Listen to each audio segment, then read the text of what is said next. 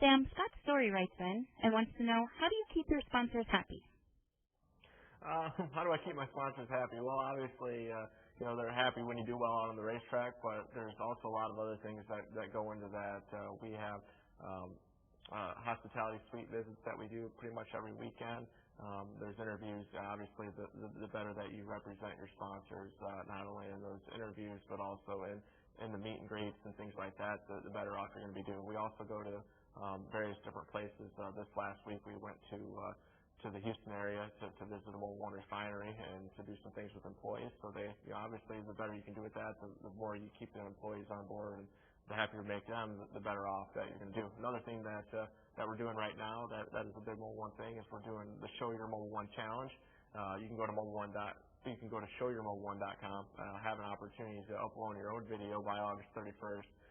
The winner is going to get their video played on national TV. You can go there. You can check out my own that I did. It's a little bit funnier. I'm sure that some of the other ones might be a little bit more serious, but I think that we've got some great fans out there, and they're going to have some great videos. And I'm just looking forward to seeing what some other people have to think. Mobile One is obviously a great sponsor. Mobile One's used in more than 50% of all NASCAR engines, so it's pretty neat to have them as a sponsor on my car. We got a question from Brian Olson, who said he was lucky enough to be at Indy a few years ago when you made that brilliant pass to win the Indianapolis 500. What's it like coming back to Indy in a Cup car, and are you happy with your transition so far from open-wheel cars to the much heavier Cup cars? Well, I think that I'd really like to have a little bit better finishes by now. Obviously, we wanted to get to the point where we're running in the top 5. We want to win races, but we know that was going to be a stepping stone process, and I feel that we're getting on our way. We're right around the corner from that. But being able to go back to Indianapolis, whether it's in a stock car, Indy car, or just being a fan and going and checking out the Speedway grounds or going to the museum, it's always a lot of fun for me. I remember going there as a kid. I've been there, to the race more times as a fan than I have been as a race car driver. So it's always enjoyable for me to be able to go back there.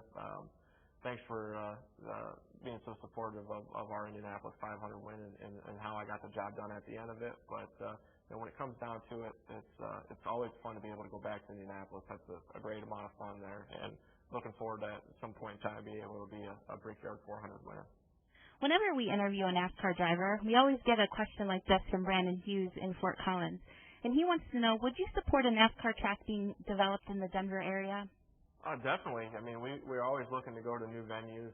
We race a lot of times down at the Pikes Peak International Raceway down by, Fountain or Colorado Springs. So, I mean, that's always been a place that I had enjoyed racing there when I ran there, and not only Indy cars, but Formula 4s and Toyota Atlantics as a kid growing up. So, I think that, NASCAR and, definitely the teams and drivers are always looking at new venues, because that not only helps us to be able to go to new places and new tracks, but also gives us an opportunity to put our show on in front of a new group of people. Mark wants to know, if you had the opportunity to swap cars with another driver for a day, whose car would you hop into and why? I'd probably hop into the Jimmy Johnson's car, trying to figure out what they're doing different than what we are right now. These cars are so temperamental, and there's not a whole lot of change that you can make. So, getting an opportunity to drive a car that's a little bit differently set up than what yours is can a lot of times teach you maybe some things that you're either doing wrong or some things that, you can do better. Robert Mauser has been watching NASCAR since it was the Winston Cup Series. His question is, with all that NASCAR has done for driver safety, the safer barriers and the helmet restraints, do you feel safe in your car? We had a pretty big accident a couple weeks ago at Watkins Glen, and actually got bounced off the tire wall and out back into traffic. I felt that the safety of our car was tremendous. I mean, we had a lot of the car break, from getting hit, but that's what you want to do. As the car breaks apart, it absorbs energy. But the main thing is that the driver's compartment where I sit at, everything maintained and was intact there. And while I wasn't sore at all really the next day, I did have a few small bumps and bruises, but in all reality, I felt very lucky to be able to walk away from that, blessed that I was able to get out of that without any kind of injuries and go on to the next weekend to finish in the top 5 at Michigan. It just shows how safe these cars are, and it's really something that we don't even think of. But as far as Watkins Glen goes, they had some tires in front of the guardrail there, and those tires are what basically sprung us back out onto the racetrack. So that's something that, they're going to have to install safer barriers there. They're going to have to change the way that their barriers are done a little bit because they had 2 cars that basically happened to that weekend. And, that's not right. That's not how things are done. And I'm sure that NASCAR will look at what that, track has as far as some of their safety things and make some changes. Brandon Laws writes in and says, if you were trying to recruit people to become fans of NASCAR, what would you tell them about the sport?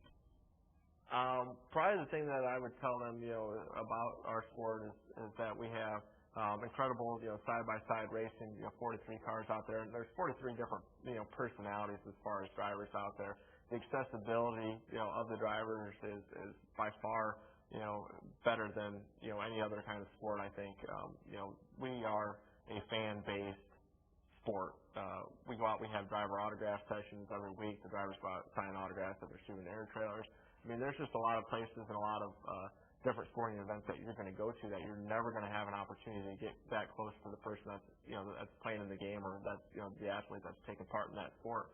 And, I feel that, you go to, 1,000 basketball games and you might not ever get an opportunity to get an autograph from LeBron, but I guarantee if you go to at least 2, stock car races, you're going to get an opportunity to get an autograph from the driver that you want to, get the autograph from.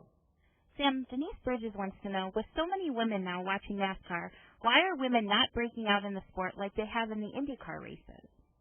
I think that, you have to, get the women that, want to break into the sport. I mean, there have been women that, have ran, as high up as the Sprint Cup Series. There's women that run in IndyCars. It's what's out there. It's what people, are wanting to do. I remember everybody always asking me, is it harder to make it as a woman or a man in the sport?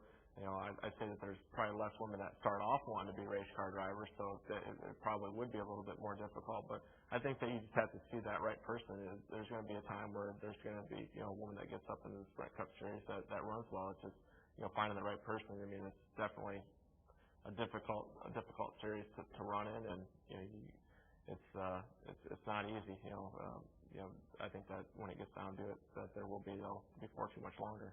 Which leads very nicely into Brian from Littleton's question.